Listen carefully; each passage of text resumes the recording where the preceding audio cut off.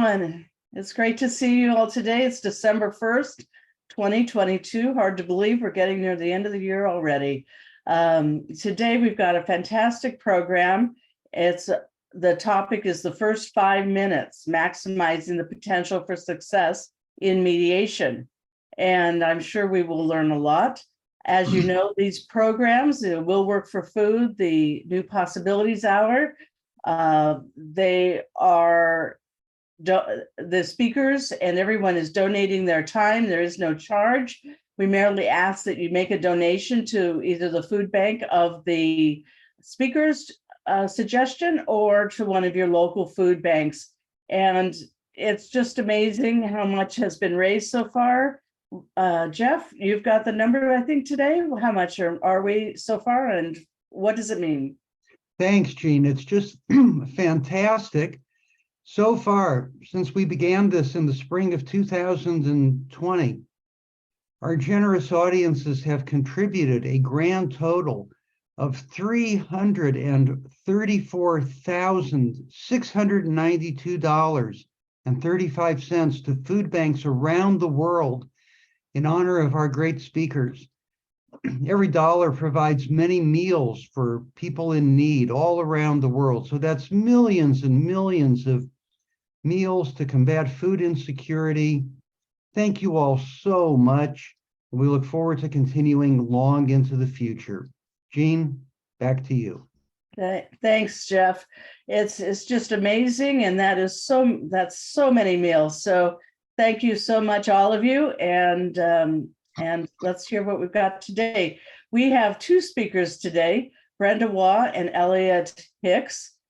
Brenda is a lawyer, mediator, and restorative justice facilitator with Waugh Law and Mediation in Virginia and West Virginia. Prior to this position, she served as an assistant prosecuting attorney in Berkeley and Kanawha counties, counsel to the West Virginia Senate Judiciary Committee. She clerked with the West Virginia Supreme Court and was in the legal services attorney. She was a legal services attorney. She's taught law at law schools and contributed to a number of publications. She regularly presents workshops. She's a proud alumni of UVA with her bachelor's, West Virginia University with her doctorate, and a master's degree from Eastern Mennonite University. And so we're so happy to have you here, Brenda, today. Thank you so much. Elliot Hicks, I've known for many years, and it's a pleasure, as always, to listen to Elliot speak. And many of you may know him as also as a participant, a member of this group. He comes to these Will Work for Food programs many weeks. He practiced law, I'll put that in the past tense, in Charleston, West Virginia for more than 40 years. 3 years as a solo practitioner in a small firm, and 30 years with several of West Virginia's most distinguished law firms, and now again as a solo practitioner. He is a mediator. He's a member of the dispute neutrals, the National Academy of Distinguished Neutrals, the NADN. Always have to get my alphabet soup correct there. He attended Washington and Lee University, graduated from West Virginia University with his BA, and also from West Virginia University College of Law with his JD. He has been practicing law in West Virginia since 1981. He's taken over 100 jury trials to verdict in state and federal circuit courts, district courts, circuit courts, and he's tried a wide variety of types of cases. He is a fellow of the American College of Trial Lawyers and a member of the FDCC. He's been included in Best Lawyers of America and Super Lawyers. He actually also has served as a leader in the bar. He was the president of the West Virginia State Bar from 1998 to 1999, and as his bio says, he was the first lawyer of color to hold that position. And he has served in so many positions. We're just thrilled to have you here today, and we look forward to what you will be teaching us, Elliot and Brenda. And your food banks are Covenant House and Fish of Clark County. So at this point, the floor is yours. If you could tell us something about your food banks briefly, and Natalie will put the links in the chat, and then tell us all about those first 5 minutes. We'd really appreciate it. Thank you. The food bank that I selected is Fish of Clark County. I live in a county that only has about 15,000 people in the county, and the town I live in has about 5,000 people. And Fish is kind of a bit of the glue that holds the whole county together. Everybody in the county participates, Boy Scouts, school groups, church groups, everybody participates, and their distribution is so incredible. They just put it out in the backyard and tell anybody who's hungry to come and get it. So it's a really great organization, and I'm very pleased to be able to speak on their behalf today.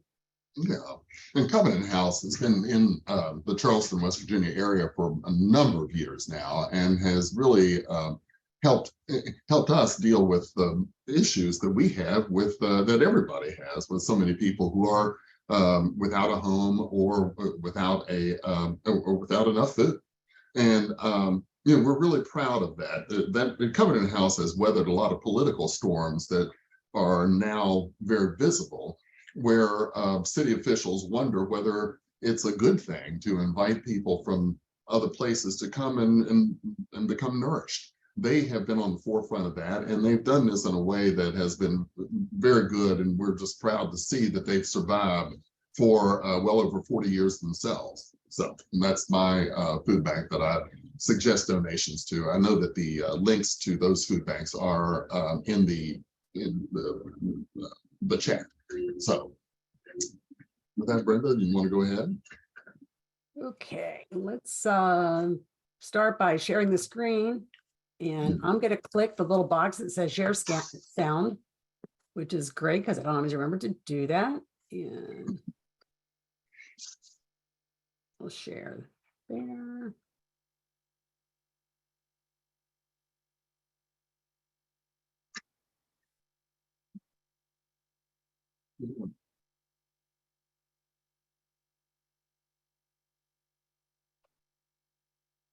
We were just discussing before we got started, wondering what the trick would be, the complication might be. So loading the slideshow is a little bit of maybe that's the only complication I'll have all day. So that's good. I don't know. One of the city service trucks is pulled up outside of my office and with a big pipe on it. So I don't know what's going to happen. So it's going to be quite an adventure. This is just, I think we've already had adequate introduction, but those are the slides that we usually have at the beginning of our presentation because we don't always have someone to introduce us. So thank you, Jean, for that introduction and for saving us from having to outline some of that ourselves. I would like to point out for you guys before we get started that I do have a short paper that'll kind of consolidate a lot of what we're going to talk about, called The First 5 Minutes, and some sample forms. I put them up on my website. They'll probably be there for a week or two. Just go to the website, that link that you've got there, you should be able to download it. It's not any great work of art, but it kind of summarizes some of the resources that we'll be sharing today. And it might help you if you have a hard time following some of what we're talking about. One of the things we're going to be doing today, we're going to be as interactive as we can. And Elliot and I look at our presentations, not so much as us teaching anybody anything, but all of us learn together. We raise an issue and then we talk about what we might do about that issue. And so this particular presentation came about when I was working a couple of years ago with some mediators in Pennsylvania. We were talking about the structure of mediation and what does mediation look like from the point of the participant of the mediation, or especially, if it's a litigant. And so it's a little bit campy video will help to maybe start making us think about what is it like if you're in litigation and you end up in mediation. So it's just about a minute long. We'll look at that, and then we're going to talk a little bit more about having a client-centered viewpoint about mediation, and especially those first 5 minutes.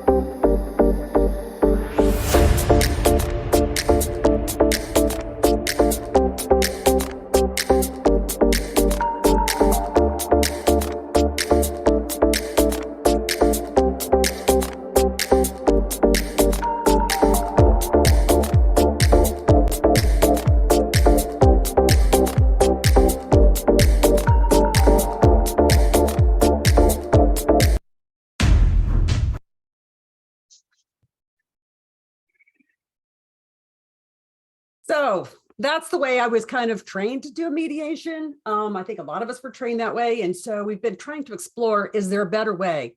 Is there a way that we can construct our mediations so that the participants are centered and that the stakeholders are the ones that are talking and being heard? And so we've kind of boiled that down into a couple of different parts.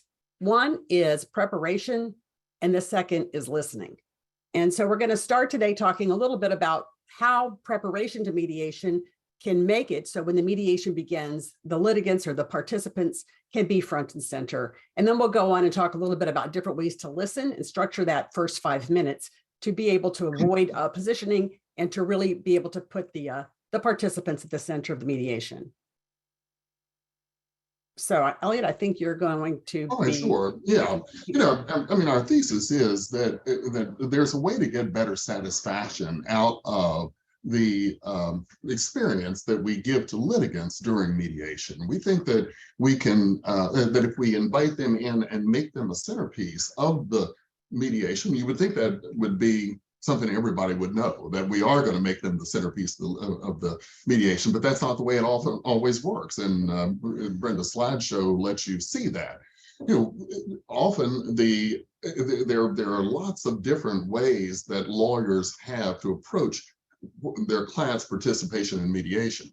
We designed this program during COVID, of course, and we saw that, so we tried to find some kind of way to get people to have an interactive presentation about all of this. And what I did was I videotaped a number of lawyers making telling us what they think about the level of participation their clients should have in the mediation. That ranged from, I want my client to talk, I want my client to express him or herself, to the role is not much, as one lawyer quoted. We don't have to put that on today because this is a bit of an abbreviated presentation, but it's kind of surprising to us how many different ways lawyers have of dealing with that, and how many different ways they advise their clients of that. We believe that preparation and listening are the biggest things that we need to do to make sure that the litigant experience or the party experience during mediation is at the forefront. One of the things we talked about too, and one of the things we think might help to get all of that other stuff out of the way so that the party can really be the centerpiece, is having pre-mediation conferences, is what we've discussed. But there are a lot of ways to do that. Some people have pre-mediation conferences with just the with just the lawyers. Some have them with the parties. Some have them separately, where you talk to one party and then talk to another. And there are a lot of ways to do that, and all of them can be very effective. So what we want to do, as Brenda said, we look at ourselves as facilitators of a meaty discussion more than as teachers to try to teach you all what to do, because there's a lot of experience on this call. I see we have about 87 people on this call, so there's a lot of experience here. We don't have the answer, but we hope that we can inspire all of us to find our answers in this. So the first thing we want to talk about is pre-mediation conference and the role that can have in letting people, in putting the litigant or the party at the forefront. What I want to know is I want to ask you a couple of questions, and what we're going to do is type some things into the chat box so that you can respond to some of these questions. And Brenda is going to, we'll just go back and forth. Brenda will kind of report out some of the responses that are more outstanding, or for some of the responses that are more common, so that we can try to talk about those. The first thing I want to ask is, who uses a pre-mediation conference? Type something into the chat box and let us know if you use a pre-mediation conference. One other thing we might want to do is, I don't know whether we have the gallery so that we can see everybody, but what do we have? Let's hear from somebody who uses a pre-mediation conference. Do you see anything interesting there, Brenda? I need some help from somebody. I am not sure. This is the first time we've used this process, and I'm not, when I'm clicking the chat, it's not showing me the chat box. Can somebody give me a tutorial on how I can be able to see the chat? Can I do that when I'm sharing the screen? Yes, you should be able to. Down at the bottom, there should be a thing called chat. And if you don't see that, maybe it's linked with something else, like, more or something, and you go to that. Yeah. I guess I've been able to see it somehow, and I can. I've never had this happen. It's not showing up. Well, naturally, when we're here, this is the way it will happen. Let me go ahead and we'll work on that, and I'll just talk to a few of you because I see. Anybody that's got their, and it's kind of funny. Elliot and I had a discussion about whether to use this method, and he said, "Can't we just do it as a conversation?" And I was like, "I really want to try this chat thing where I read it back." And it looks like that's not working. So yeah, Elliot, looks like you got some hands up. So if somebody's got some answers to the question about whether they use a pre-mediation meeting, or who doesn't, and like hear from them while I'm trying to figure out how to sort out my problem with the chat, that would be great. Yeah, good. I don't know. I do see. Let's see, Lisa Curcio. I know you said you always require conferences. Lisa, can you talk to us? Can you unmute for a second and tell us about that? I know you didn't expect this, did you? No, I didn't. Okay, we'll make you a star, right? So Lisa, you always require them. Why? most of my cases are in construction disputes, and they tend to be complicated. I often have multiple parties, multiple issues. I will say that most of my conferences, at least the initial conference, only involve the lawyers. But depending on the case, I will then do individual conferences with different parties and involve the party representatives if it looks like it will be useful in advancing the process. Right, right. And I agree with that. Jeff Kachavan, you said that you use pre-mediation conferences all the time as well. Can you unmute and tell us about that? Sure, Elliot. Happy to. Thanks for asking. Sure. The most important thing is that there's always more to the story than what you get in the written briefs. There's personality issues. There's things about lawyers' relationships with their own clients. There are things that lawyers are either not very accustomed to putting in writing or not very comfortable putting in writing about these interpersonal issues. And oftentimes those are the most important things in terms of actually getting a case settled. So you have to know about those things in order to deal with them effectively. And I find the oral communication is better than written communication for finding out what's going on below the surface. Thanks, Jeff. I know we lawyers are notoriously averse to putting a lot of things on paper that can come back to haunt us or something. And for that matter, some of these things just don't need to be on paper and don't need to have it seen by stray eyes somewhere. And so I always, the way I phrase it is that I want to know if there's more than meets the eye. And more than meets the eye indeed means that you have some. There are some things that they don't feel like saying either in front of their client. There are some things that they don't want to say to the other side. And there's some things, even if the other side was in the room, that they don't necessarily want to say that way. And so that's the way I use a pre-mediation conference. My practice is primarily civil case litigation. And I have now opened up to family law mediations, but I was a little scared to do that. I said that when I did divorces back when I first started practicing, I think that delayed my getting married, and I'm sure it would. As a matter of fact, for that marriage, it probably should have delayed it a little longer. But let's talk about some of those of you who don't use pre-mediation conferences. I've got mine on gallery, so I can kind of see some of you, and so let's talk about some of the people who don't, because I did see some folks who said that they don't like to do that. So let me see some hands from somebody who might say that they don't use pre-mediation conferences, or maybe, you know, you type that in the chat. I can see the chat. So let me hear Yeah, from and somebody. I've got this. The chat doesn't work whenever I've got the slideshow on, apparently, for whatever reason. Oh, okay. And I All did right. see Well, that at least it in the works for chat, me. it looks like a lot of folks here do usually use a pre-mediation meeting. Somebody said that they do it because they want to make sure that there's safety issues addressed. Somebody else says that it helps to reduce anxiety. Others indicated that it helps to be able to get better informed about the issues. It looks like some maybe just talk to the attorneys. Some are considering it. So it looks like, though, there are quite a few people that have some type of pre-mediation contact, either with attorneys or with the parties.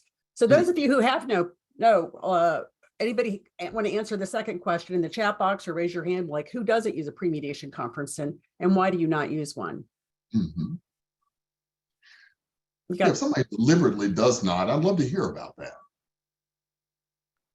it looks like Nancy Harrison, you have your hand up. Mhm. Yeah. Let's see. There, Nancy. I see you there. Nancy, could you unmute and talk to us? I see. Hmm? Yeah, I've unmuted. Is it not here? You're Oh. not hearing me? We can hear you. Yeah, Nancy, we can hear you. Go ahead, Okay. please.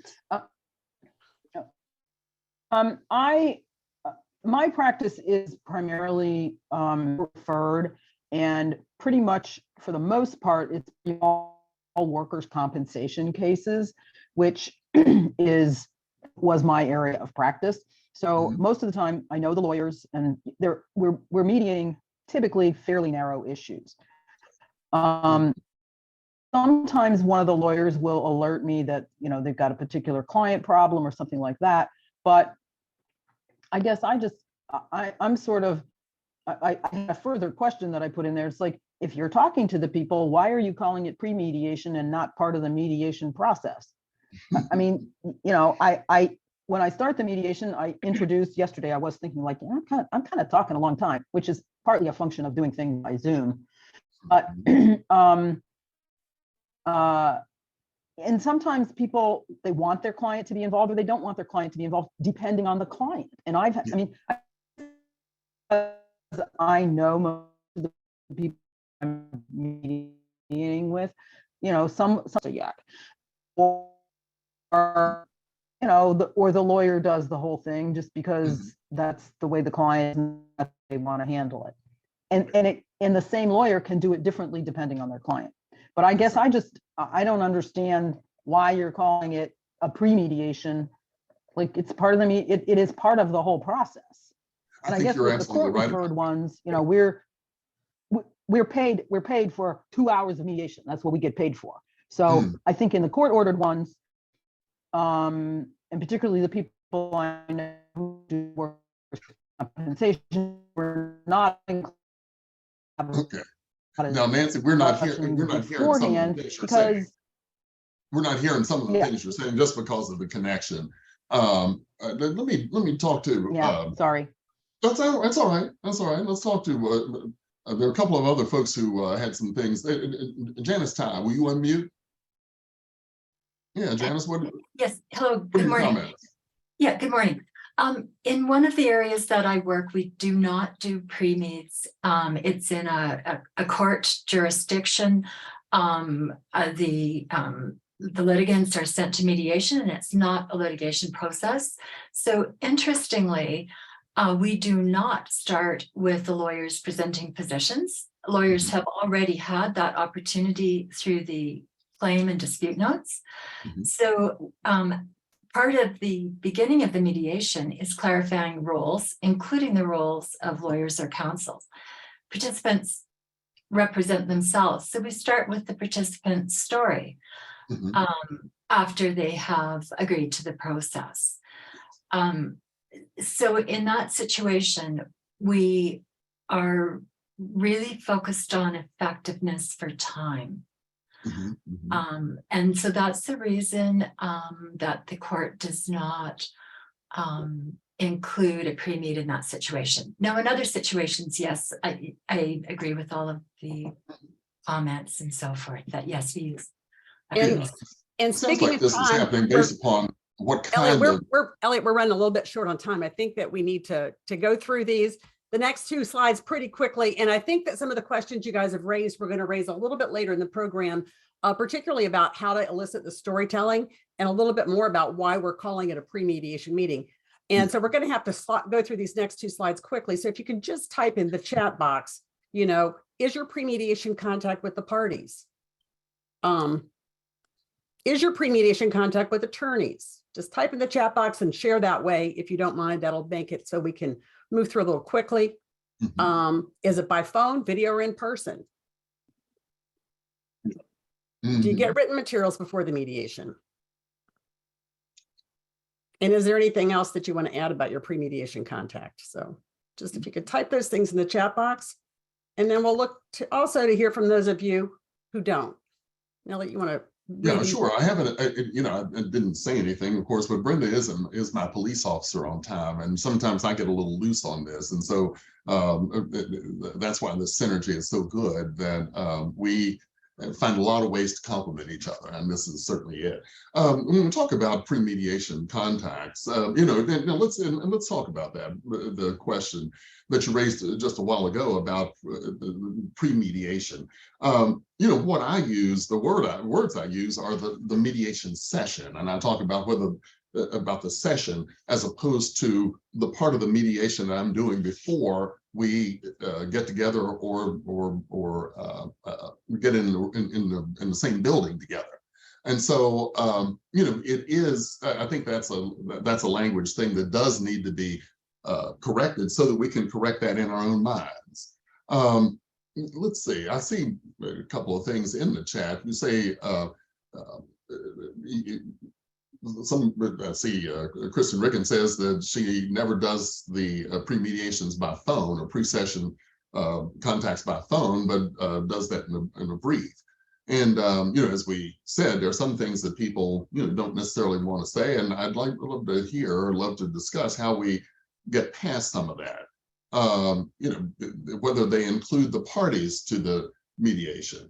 You know, one of the things that Jeff was saying is talking about some of those things that are more than meets the eye. And I see from insurance adjusters, people that lawyers that are working with insurance adjusters sometimes don't want to betray a lack of confidence in the case that somebody may think looks like they're afraid to try. And so that becomes a bit of an opportunity where we can use the pre-session conference to let them say those things that they otherwise wouldn't be able to say. You know, the question about whether the parties are involved. Brenda, I know you do pre-session conferences where the parties are involved. Talk about that.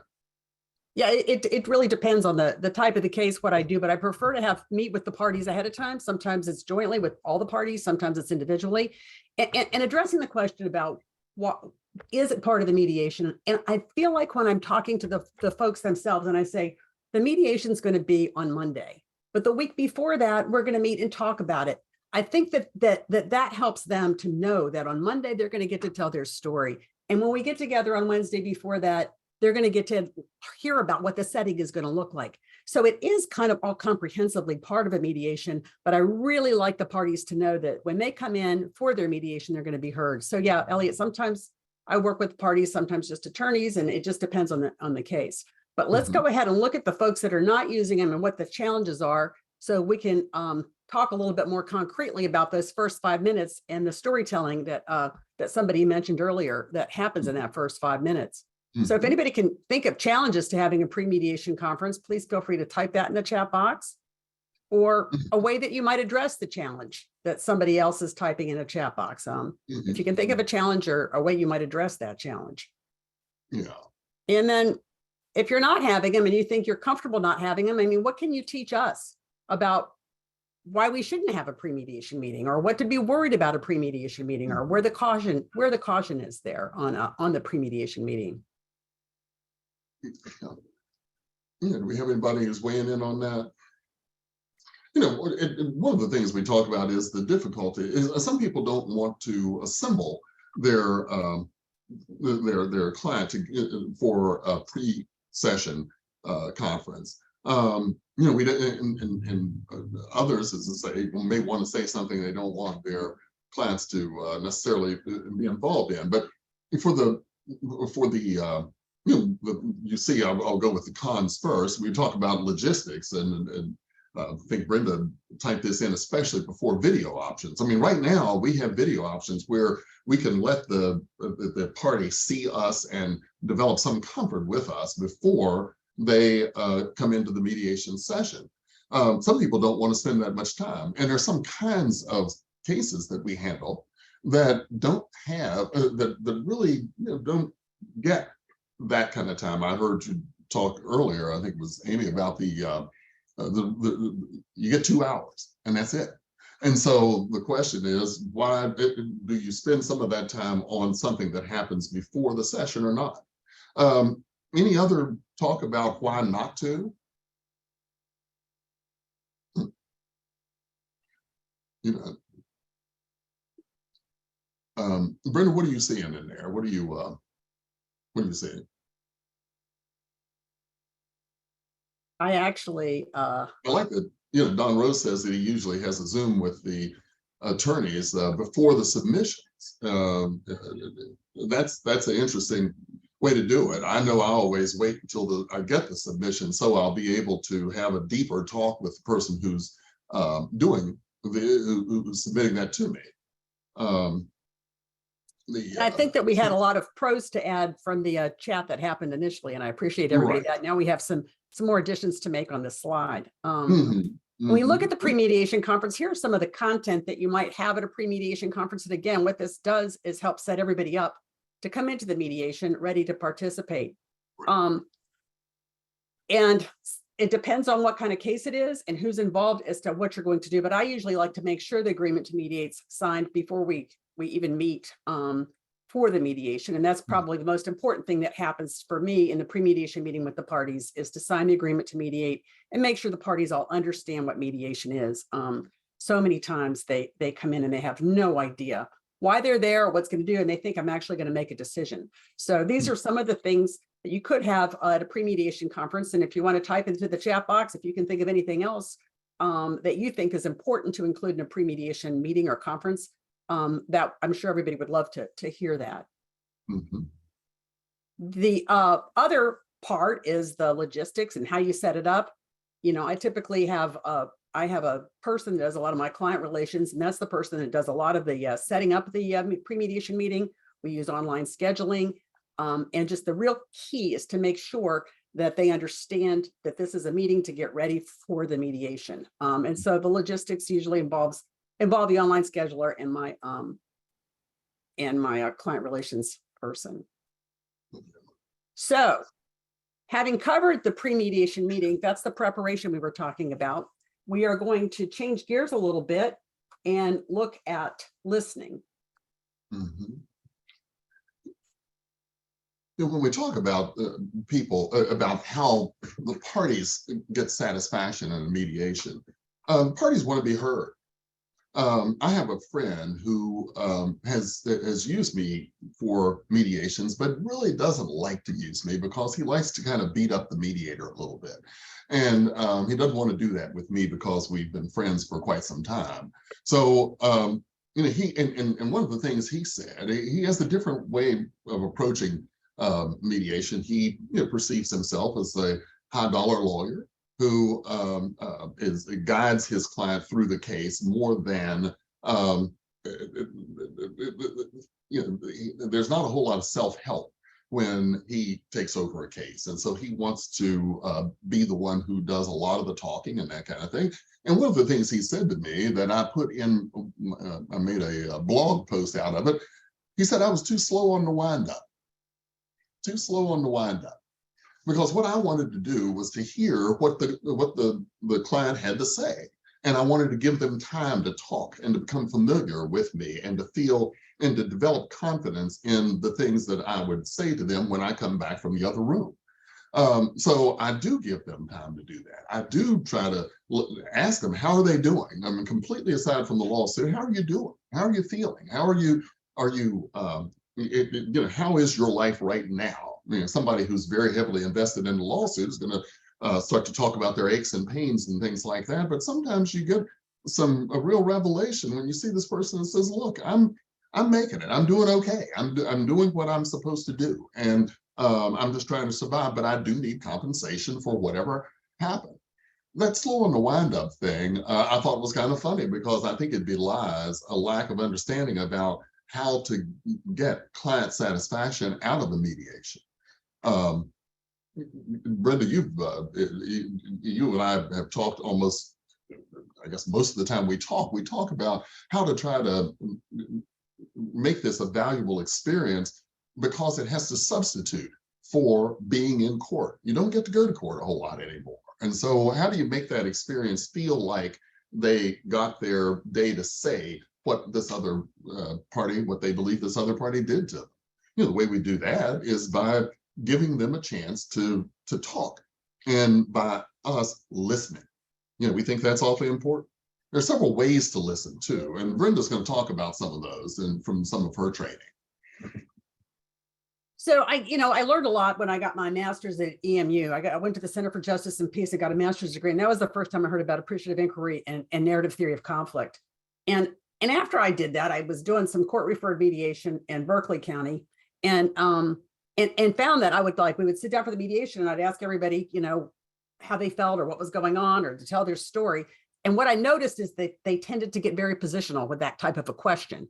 And so I reached into my reserve of knowledge that I had gotten from EMU and thought, wait a minute, how can I begin this conversation with the parties to the mediation without them immediately getting positional? How can I put that on hold long enough for me to be able to try to figure out that underlying interests and see if we can meet those? How can I figure out whether there are issues of identity that are going to have to be addressed within that mediation? I mean, what can I do to stop this from looking like an adversarial proceeding where one person tells their story, then the other person tells their story, and that the mediator then tries to figure out how to make some type of a common ground there? Is there another way not to get positional and to have the stories come out in a different fashion where we can start by looking at shared interests rather than try to dig those out after the parties have already started going up and down that well-driven path of their positions? So I've come up with 3 ideas on how you can begin a mediation with listening that doesn't ask for positions and doesn't nail people into their positions.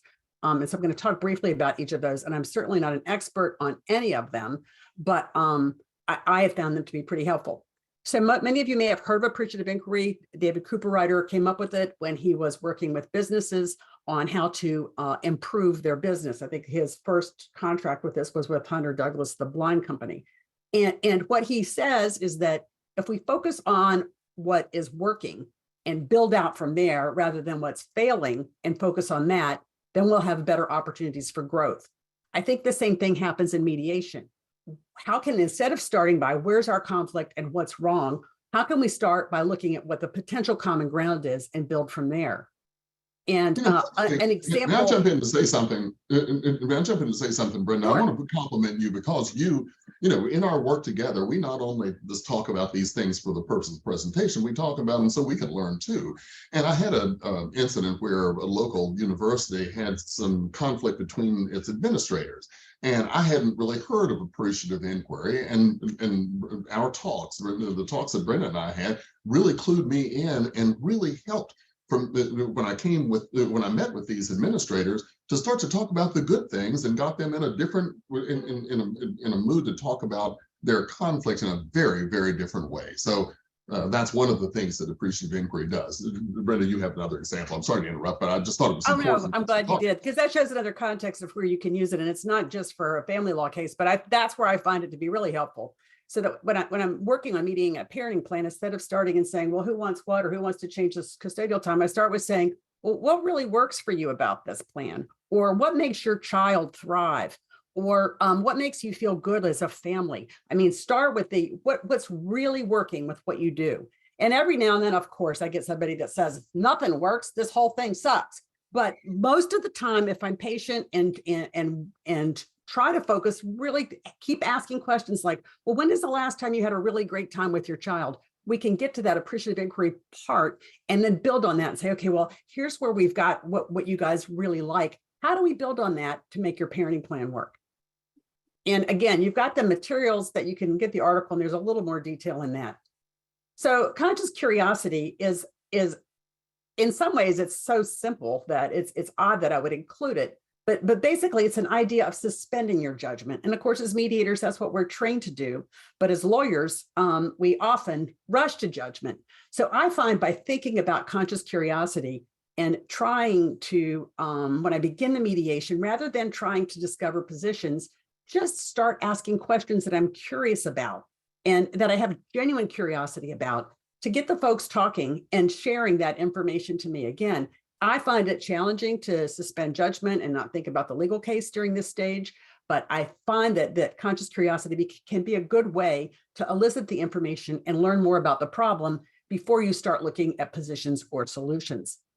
And in the area that I found that to be particularly helpful is in elder mediation. If I'm working with a family that's trying to figure out, where mom and dad should be living, instead of saying, well, sister, you want her to go live with you, and brother, you want her to go to the assisted living home, we can start talking. It's a lot like appreciative inquiry, but instead of looking for what's succeeding, we're looking for what the questions are. What do they need? How do they get that? What makes them happy? So, this is very similar, but it's it reminds us to ask questions and listen rather than talk, and consider holding back on positions until we get more information. The third type of a tool that I think is helpful in mediation is to think about narrative theory of conflict and bridging narrative. And we have to remember that the stories are kind of a reality for the participants in a mediation. And so we have to kind of uncover that reality and figure out what the stories are and elicit enough information to develop full coherent stories, and then start finding the parts of convergence. I was thinking about this yesterday, Elliot, after we talked, that in some ways, this reminds me of when I was a prosecutor and I would do a cross-examination. I would look for the common places of the story and have the other party agree. And so as a mediator, you're doing the same thing, except for the purpose of that isn't then to try to push this through the adversarial process, but rather to find those points of convergence and see if you can create a bridge of the two narratives. I find that this is helpful in an automobile accident case. Often the parties agree to a lot of the facts around a case. Sometimes they don't. A lot of times it's just about the types of injuries. And so finding out what both parties experienced in that accident and figuring out how those narratives can coexist or kind of survive independently without one of them kind of becoming the master narrative over the other one is one way to try to approach that automobile accident mediation without getting positional. What are those points of convergence? What is the shared narrative, and how can those two people's idea of reality continue to exist without one of them feeling like that has been attacked? And so that's really important because the favorite tactic of people in litigation is to say, well, if so-and-so said something else, is he lying? And instead, what Brenda's talking about is bringing them together on the common parts of the story instead of trying to highlight the gap in the stories. And it takes away a lot of that hostility. Go ahead. And so again, back into the chat box, or we can also just probably discuss. I think we have enough time to be able to discuss this a little bit. So I guess I'd throw this out there to all of you. What do you guys see as the purpose of that first 5 minutes of the mediation session? You can raise your hand or type it in the chat box, or both. Anybody? What's the purpose of the first 5 minutes? How would you characterize that purpose? Yeah, we'll talk about those in just a moment.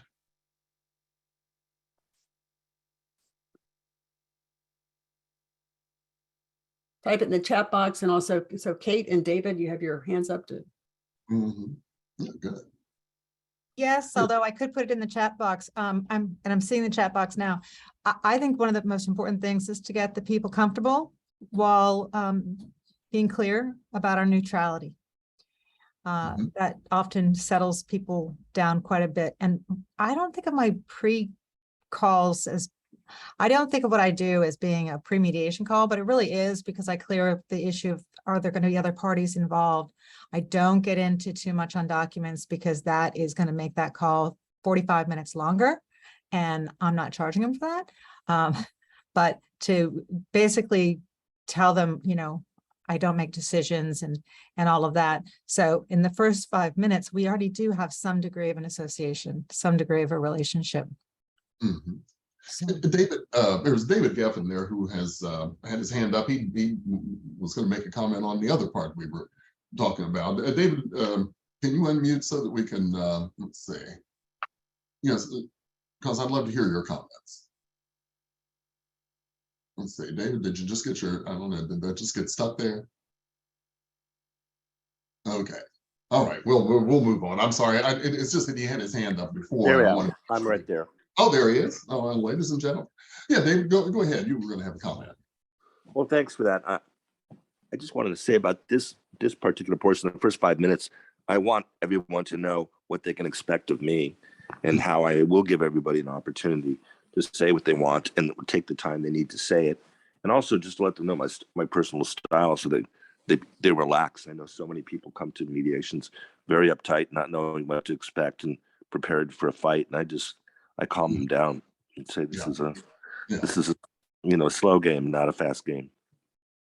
That's very, very important. I mean, and that's awfully important to say it from the mediator's perspective. As I say, my friend who said I was too slow on the windup, I guess he thought he had done enough. But the thing is that message has to come from a couple of different people within the event. And I'm certainly one of those people. So that's why I want to talk to them and, as to say, get them acquainted with what's going to happen from my perspective and help them to ask them questions they may not even be comfortable asking with their own lawyer. So these things happen. So I do find by the cases when I don't do a pre-mediate, for some reason, I did one last week where I didn't have a chance to do the pre-mediation meeting. I wanted to get right into their mediation. And I do find that they are so much more defensive and less trusting of me when they show up for mediation and we haven't had that half an hour conversation beforehand. And yeah, they just come in with a different frame of mind. And they just seem like they're less prepared to be able to talk with one another. I feel like whenever I haven't done a pre-mediation meeting, I have to use a lot more caucus to be able to move forward, that the parties are less able to communicate as well as they can when they've had that chance to learn more about the process and sit with it for a few days before they actually attend the mediation. Mm-hmm, mm-hmm. Can we get to Mauricio's question? I see he has his hand up there. Yeah, Mauricio, yes. Yeah, Thank you. sure. The words that have been said, like relax, trust, comfort, that is very important in the 5 minutes, the first 5 minutes. What I think it is very important based on my experience, and my experience is on international cases, is in commercial cases, actually. It is to tell the parties what the role of the mediator is not, because we don't know, even if we have pre-mediation sessions, etc. So sometimes what the parties want, consciously or unconsciously, they want this third party to advocate his or her case in front of the other party. Mm-hmm. So it is, to me, it is a sort of a clarification that sets up or paves the road for a good caucus, or even a good plenary sessions later on, so that you can inform what the role of the mediator is not. Also, what I do say as well, especially in the plenary session or the joint session, I say, well, here silence means I don't agree, because we don't know exactly the reactions. We don't know what people are bringing to the table, even if we had pre-mediation before. So they don't have to jump on the table and say, well, I don't agree because blah, blah, blah, etc. So that's the kind of method that I normally use in order to calm them down. Yeah, that's a wonderful use of it too. That's just great. We're also, the other question we're asking is, what can we do to make the clients most comfortable in those first 5 minutes? I think that's one progression beyond, Brenda, is that right? Yeah. and just trying to figure out what can we do to make them comfortable, and perhaps listening to them and letting them tell their story and get that out is probably one of the best things we can do to make them feel comfortable with the process and comfortable with the parties involved. Unfortunately, joint sessions have died here like they have in many of your practices. Sometimes I think it's good to have them, and I still get people together so they can at least show some humanity to each other. But that's pretty important too, to see the people that have been demonized on the other side for so long are really human, and that's something that I think is kind of important as well. Brenda, you want to get to the other part of what we're going to talk about in this here? Oh. This is it. So I guess it looks like Valerie has her hand up. Yeah. Valerie, do you have something? Yeah, thank you. I appreciate it. Unlike most of you that are attorneys, I'm simply a mediator. My way of doing it and the way I was taught was I talk to the clients ahead of time on the phone individually. That gives them a really good sense of trust, and they've really told a lot of their story at that point. And then, I kind of put the attorneys kind of more on the back seat. I speak to them, of course, as well. And, but they're more cut and dry. It's, I kind of get their positions. And then when we get to the mediation, prior to the mediation, all paperwork has been already exchanged via email. They've already been told exactly how the process is going to go. So that prepares them and they know what to expect. But I always bring food to the mediation, and we start out with that. And I was taught, we break bread because people are nervous. People are, some people have a nervous eating habit, or keeps them from going to, grabbing coffee every 5 minutes or whatever, or needing to take breaks, just to kind of, make this feel not so much like business. Because when you get everybody around a table, and especially I found with attorneys involved, and the more caucusing you do, you take that human factor away. If we're at the table and we're looking into each other's eyes and we're hearing the voices and we're seeing and feeling the feelings, I think is really super important. And that's how I approach things. Mm-hmm. Mm-hmm. Yeah, I think that's great. I've heard some people talk about bringing food to mediations. Some of them talked about that as a marketing tool, but I think that the way you're using it is really a great way to use it, and that is it creates an atmosphere that's a little more like home, an atmosphere that's much more relaxed. And that's something that I never would have seen in a seminar about what we can do to make clients more comfortable with the early part of a mediation. And Kate, you have a comment or question? Or no? Yeah, Kate, I didn't know whether Kate Reese, I didn't know whether that is whether you simply wanted to put your hand down or what, or hadn't put it down yet or something. Sorry, I clicked it, but it didn't take. So there you have it. Okay, great. So here is our contact information. If you guys would like to get back in touch with us to discuss any of this, or if you have any questions, there's our contact information. And the picture there is a fall hike in Lewisburg, West Virginia, which is probably about halfway between where Elliot and I live, along the Greenbrier River. It's a really beautiful part of the country. Mm-hmm. I'm going to stop sharing my screen and ask everybody, after this presentation, you can either type in the chat box or go ahead and raise your hand. I mean, is there anything that you think you're going to be more aware of going forward in the first 5 minutes of your mediations? Is there anything that somebody said today or that you thought about that's like, I'm going to start really paying a little bit more attention to this, or I might change this? Anybody have any feedback on that?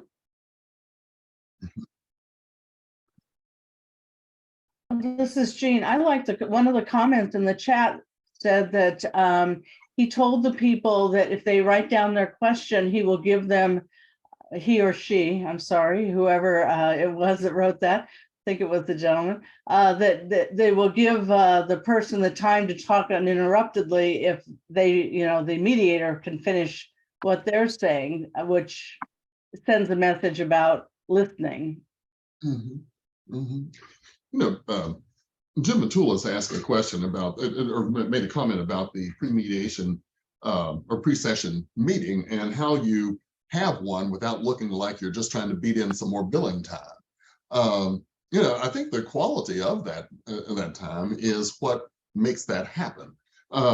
If there are important things that are discussed and described there, if there's important information that advances the ball a little bit, I haven't heard anybody complain about that. Now, certainly there are sometimes when a lawyer will kind of be a little, I already put in my statement, there it is. And they'll kind of send the signal to me that they don't necessarily want to probe further.